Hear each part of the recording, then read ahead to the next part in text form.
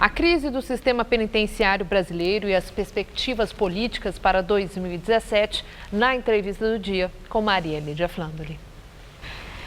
Entrevisto hoje o ex-governador de São Paulo, Cláudio Lembo, professor de Direito Constitucional da Faculdade de Direito da Universidade Presbiteriana Mackenzie. Muito obrigada, Lembo, por estar conosco. O assunto do momento é essa crise do sistema penitenciário. Eu quero começar por uma declaração do ministro da Justiça, Alexandre de Moraes, em que ele reconhece que existe uma crise crônica no país, que em alguns estados é aguda. Entretanto, ele diz que ninguém pode concluir que o sistema penitenciário brasileiro está fora de controle. Na sua experiência, Lembo, eu diria que é uma... Ele minimizou a gravidade dessa situação? Eu diria que é uma afirmação muito corajosa, porque efetivamente o que aconteceu em Manaus e em Roraima é uma demonstração de perda total do controle. Eu vou lembrar o episódio de 2006. Em 2006 nós tivemos toda aquela problemática nas ruas, excedida pelo início do telefone celular, uma série de problemas próprios da época. E nós tivemos rebelião em 48 presídios. E não houve nenhum morto e havia controle, portanto, do sistema penitenciário, dos vigilantes penitenciários e da própria Polícia Militar. Isso eu acho uma coisa interessante. E hoje não há controle sobre o presídio. E é grave. E o grande exemplo, a grande comparação é aquela crise de 2006, quando você teve o Estado todo em rebelião, mas não houve um morto. O que mostra que a PM de São Paulo tem qualidades para preservar situações difíceis. Lembro, naquela época, em 2006, houve muita especulação sobre o que poderia estar por trás daquela rebelião. Inclusive, se admitiu que pudesse haver interesse político em fomentar aquilo, ano eleitoral, essa coisa toda, para esvaziar a força política do governador, do que foi eleito, que já era governador de São Paulo. E Lula era o adversário. Isso, mas eu pergunto agora. Podemos admitir que, nesse momento, haja nos bastidores interesse político em fragilizar o governo Michel Temer, em alimentar o fora Temer? Não, de maneira alguma. Não vamos... Por que naquela época sim e agora não? Eu não disse que tinha naquela época. Naquela época não, queriam que se admitiu essa possibilidade seriamente. Não, eu não. Nunca. Pode pegar todos os arquivos. A imprensa trabalhou esse tema, alguns trabalharam esse tema, eu sempre neguei, porque eu nunca tive prova. Políticos admitiram. Eu nunca tive prova que houve qualquer influência político-partidária nas rebeliões. Mas é que nem corrupção, não tem prova, né?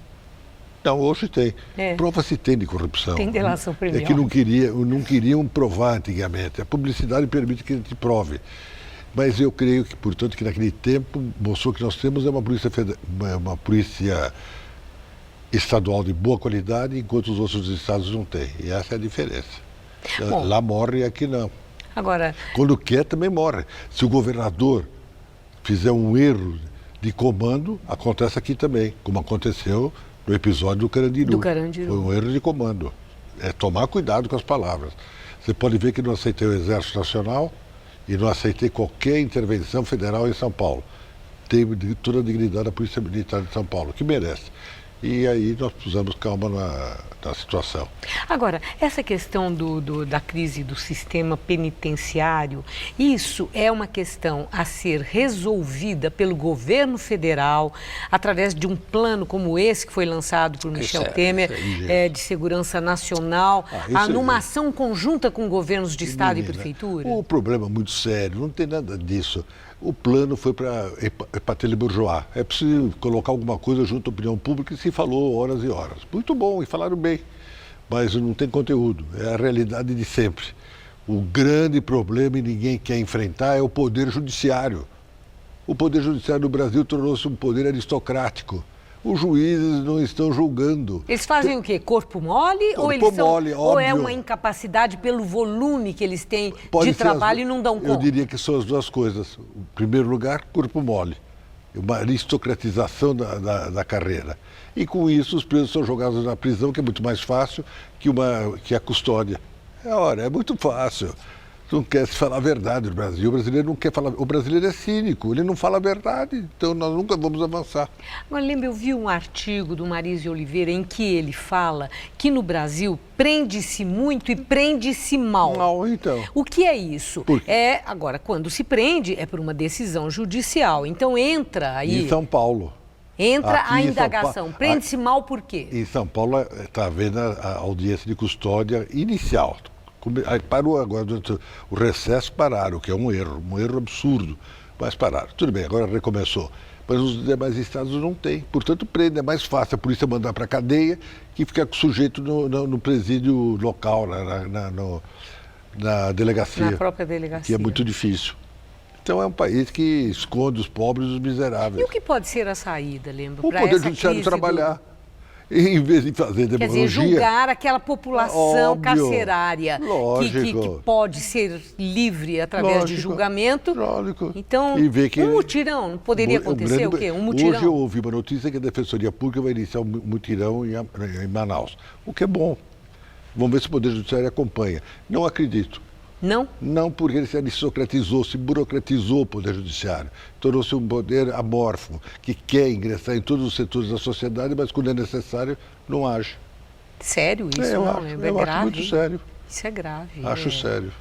Bom, eu não sei se está sendo justo.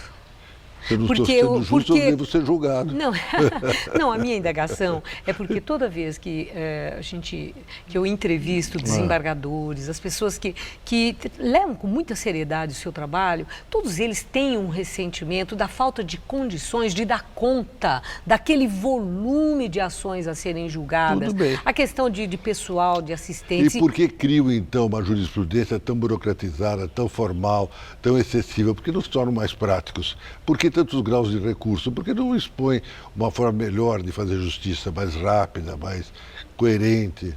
Nada, não se faz nada. Nós podemos dizer que as nossas instituições, que o governo federal, estadual, municipal, que tudo aquilo que é sistematizado como com poder de comando, perdeu a guerra contra o crime organizado, considerando a organização e a força dessas facções que estão atuando Brasil inteiro no sistema penitenciário? Aí você precisaria analisar cada estado da federação.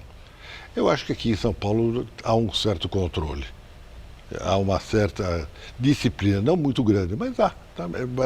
Mas no norte e nordeste do Brasil, não tenho dúvida nenhuma que o crime organizado deve estar dominando inteiramente. Não tenho conhecimento local, mas é inevitável. Com aquela imensidão amazônica, quem conhece a mata e o rio, transporta cocaína da Bolívia, da Colômbia e do Peru, que é fácil. Eu quero uma opinião sua, lembro, sobre algo que está sendo comentado agora, que foi essa viagem do presidente da República, Michel Temer, que, corretamente, ele foi a Portugal, homenagem, Mário Soares, falecimento, essa coisa, chefe de Estado. Entretanto, o fato de ele ter ido na companhia do ministro Gilmar Mendes, que é o presidente do Tribunal Superior Eleitoral, que está julgando o caso Dilma Michel Temer. Olha, você pode dizer... Ele foi imprudente ou não há impedimento algum para que Temer viajasse na companhia de Gilmar Mendes? Impedimento pessoal nenhum. Legal. Legal nenhum. Legal, nenhum também. Mas moral sim. As pessoas, eles dois deviam ter uma certa distância. Se preservarem nos seus espaços, um de réu e outro de juiz que vai julgar este réu. Porque durante 7 horas de voo há um convívio inevitável. Não é bom. Quer dizer, E para nós, cidadãos que estamos aqui embaixo, não no avião presidencial, o que nós estamos vendo? Um conluio. E é mal isso, é mal para... Supondo um conluio, não estamos vendo, supondo. Estamos vendo a presença de duas pessoas que são antagônicas juntas como bons amigos. Isso é mal para a cidadania, para a formação da cidadania, da nacionalidade. O Brasil está num momento muito ruim, as autoridades perderam a compostura. Veja o caso agora das citações. O presidente do Senado não aceita a citação, o governador de São Paulo não aceita a citação, desmoralizou-se o Poder Judiciário. Era a última coisa que restava como um grande poder moderador da República. Acabou, porque ninguém respeita mais decisão Qual judicial. é a saída? Encerrando, lembra? A saída é mandar prender. Deviam ter prendido o Renan e prendido o governador de São Paulo que não cumpriu uma decisão judicial de desacato. É que não se faz isso, não se Mas tem lembra, coragem. não foi ele que não recebeu, foi o assessor, não era o assessor. Mas Não teve uma conversa assim? O assessor sempre vai falar para a pessoa superior. O assessor não fica com essas bombas na mão. Eu vivi isso e sei, vai correndo. Portanto, está mal o Brasil. O Brasil está descumprindo até decisão judicial. Eu trabalhei com um louco maravilhoso que está fazendo 100 anos, Jânio Quadros. O Jânio sempre dizia, decisão judicial se cumpre, que é uma frase comum, Ok. lugar comum. Decisão judicial se cumpre, contra ele. E agora não se cumpre nem mais decisão judicial no Brasil. Então vamos para o caos. É o caos. Estamos vivendo um caos social absoluto no Brasil. É o PCC vencendo. Porque E Cláudio Lembro desestruturação. muito pessimista. Pessimista não, realista. Alguém precisa dizer Ok. o que está acontecendo no país. Muito obrigada, Às suas Lembro. ordens. Muito obrigada. Uma boa noite. Eu não sei se é possível. Na medida do possível.